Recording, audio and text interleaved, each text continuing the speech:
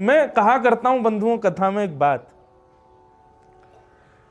ठाकुर जी का आपको अनुभव होगा, ठाकुर जी आपके जीवन में आएंगे तो सबसे पहली स्थिति क्या होगी कि आप अपने तन की सुध भूल जाओगे। यदि आपको इतनी सुध है कि मुझे उठना है, मुझे पान करना है, मुझे खाना है, मुझे कुछ विचार करना है, तो आप अभी ठाकुर जी से नहीं मिले।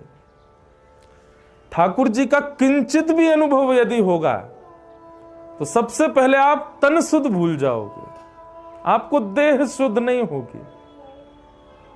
ठाकुर जी का अनुभव होगा तो आपको समय का पता नहीं चलेगा, कब कब में समय निकल जाएगा। ठाकुर जी का अनुभव होगा तो शारीरिक इंद्रियों की जो जो व्यवस्थाएं और जो जो अवस्थाएं स्थिति होती हैं, उनका विचार आपके चिंतन में नहीं आएगा। आप अजीब सी स्थिति में चले जाओगे। मैं कोई निंदा नहीं कर रहा हूं, मुझे बहुत प्रिय है वो भजन, राम आएंगे तो अंगना सजाऊंगी, राम आएंगे तो दीप जलाऊंगी, राम आएंगे तो भोग लगाऊंगी। पर मैं कहूं तो राम आएंगे तो आप कुछ भी नहीं कर पाओगे, तब समझो कि राम आए हैं। स्थिति सुनी विदुरानी की, जो अस्त व्यस्त वस्त्र में है, जिसको यह भी भान नहीं कि मुझे कुछ धारण करना है, जिसको यह भी भान नहीं कि ठाकुर जी आए मैं पाटा तो सीधा रखूं, जिसको यह भी भान नहीं कि मैं ठाकुर जी को छिलका खिला रही हूं कि गुठली, ठाकुर जी को फल खिला रही हूं कि छिलका। ऐसी स्थिति आ जाएगी जब ठाकुर जी आएंगे।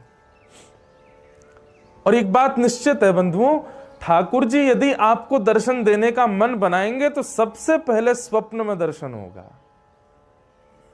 प्रत्यक्ष ठाकुर जी सीधे आपके सन्मुख आ जाएं ऐसा नहीं है।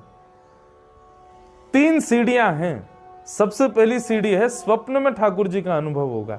या तो ठाकुर जी दिखेंगे, या ठाकुर जी का धाम दिखेगा, या ठाकुर जी का चिंतन और ठाकुर जी की उपासना, ठाकुर जी की रसलीला गाने वाले वैष्णव दिखेंगे। और अशोभनीय रूप में नहीं दिखेंगे, शुभ रूप में दिखेंगे। नृत्य करते हुए दिखेंगे, कीर्तन गाते हुए दिखेंगे, कथा सुनाते हुए दिखेंगे वैष्णव। धाम का दर्शन स्वच्छ रूप में होगा, और या फिर स्वप्न में ठाकुर जी की अनुभूति होगी। तो ये प्रथम सीढ़ी है। ठाकुर जी यदि मिलने का मन बनाएंगे सबसे पहले स्वप्न में आएंगे। ठाकुर जी यदि मिलने का मन बनाएंगे तो दूसरी स्थिति क्या होगी? अनुभूति। जैसे अभी हवा स्पर्श कर रही है हमारे तन को, ऐसे कहीं ना कहीं ऐसी अनुभूति होगी कि ठाकुर जी हैं। मैं कहता हूं कथाओं में, फिर इत्र की सुगंधी आने पर यह नहीं लगेगा कि कोई फ्रेग्रेंस की दुकान पास में, यह लगेगा कि श्याम सुंदर तो नहीं घूम रहे हैं। मोर पंख देखकर के ये नहीं लगेगा कि मोर होगा पास में, बल्कि ऐसी भावना आएगी कि कहीं श्याम सुंदर तो नहीं गुजर के गए।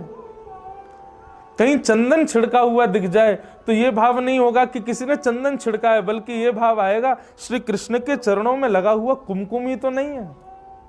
ऐसी अनुभूतियां, जैसे कई बार आप बादल देखते हैं तो बादलों में आकृति दिखाई देती है, पर ठाकुर जी जिससे मिलने का मन बनाएंगे उसको पहले स्वप्न में ठाकुर जी दिखेंगे, दूसरे में ऐसे अनुभव होंगे उसको बादलों में आकृति भी ऐसी दिखेगी कि ये तो श्याम सुंदर है। कई बार मार्बल में सुंदर सुंदर आकृति बनी रहती, तो मार्बल में भी वो देखेगा तो इसको लगेगा नहीं श्याम सुंदर है। वो वृक्ष की आकृति देखेगा तो वहां भी श्याम सुंदर है। उसको जगह जगह अनुभूति होने लगेगी। अरे कहां तक कहें, वो मानवों को भी देखेगा ना तो मानवों में भी कहीं ना कहीं लक्षण श्याम सुंदर के दिखेंगे। कोई सामान्य तिलक लगा करके, सामान्य केवल वैष्णव भेष धारण करके भी आ जाएगा ना तो आपको लगेगा श्याम सुंदर ऐसे दिखते होंगे। ऐसी स्थिति हो जाएगी। तो प्रथम ठाकुर जी यदि मिलने का मन बनाएंगे तो स्वप्न में मिलेंगे। दूसरी बात, ठाकुर जी यदि मिलने का मन बनाएंगे तो इस प्रकार की अनुभूतियां होने लगेंगी, यत्र तत्र सर्वत्र आपको आकृतियों में भी श्री कृष्ण दिखेंगे।